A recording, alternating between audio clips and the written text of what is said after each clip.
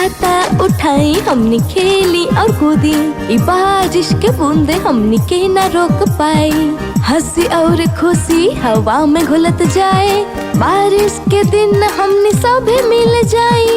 टिप टिप करी बारिश के बूंदे, छई छप्पा करी हमने अखियाँ मूंदे। टिप टिप करी बारिश के बूंदे, गहरे गड्ढे में हमने छप छप कूदी, छई छप्पा को पानी उछाली। पैरन में जूते होके रंग बिरंगे, मन में खुशी चल बारिश में भीगे। टिप टिप करी बारिश के बूंदे, छई छप्पा करी हमने अखियाँ मूंदे।